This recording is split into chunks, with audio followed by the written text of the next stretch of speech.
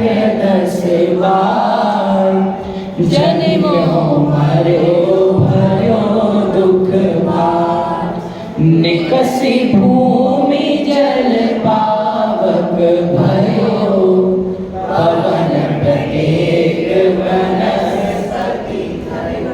ये बात है जिसकी बात मैं इतनी देर से कह रहा था, निगोद का स्वरूप, कि निगोद में जीव की क्या हालत होती होगी। इस बात को इस तथ्य से बताया है कि जितना समय हमें एक श्वास को लेने में लगता है, इतने समय में निगोदिया जीव 18 बार मर जाता है और 18 बार जन्म ले लेता है।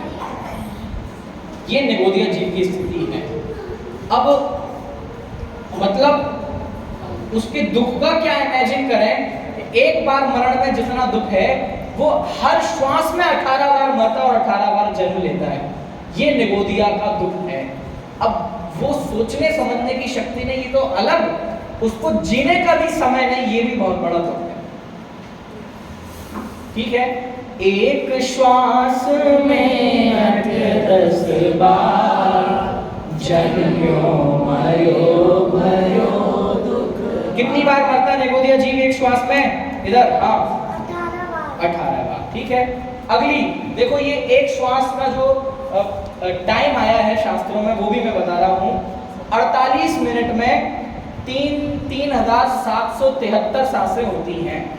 3773 सांसें 48 मिनट्स में हमारी होती हैं और एक श्वास का लगभग 0.76 सेकंड होता है।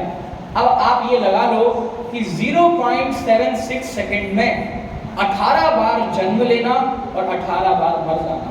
अब इसको 18 से डिवाइड कर लें, 0.76 एक श्वास में, एक श्वास जो है वो 0.76 सेकंड की है।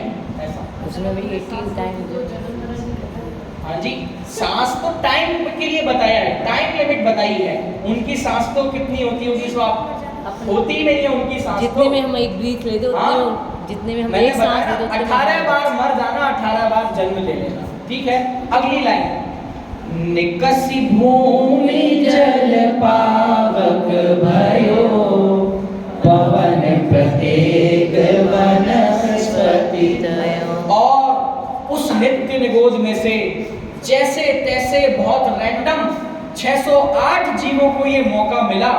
क्या मौका मिला कि वो निगोद से निकल जाए। अभी मनुष्य तक पहुंचने की बात तो बहुत दूर, वो निगोद से निकल जाएंगे, मौका मिला। हाँ, निगोद से मोक्ष कैसे जाएंगे? मतलब मैं समझा नहीं आपकी बात को।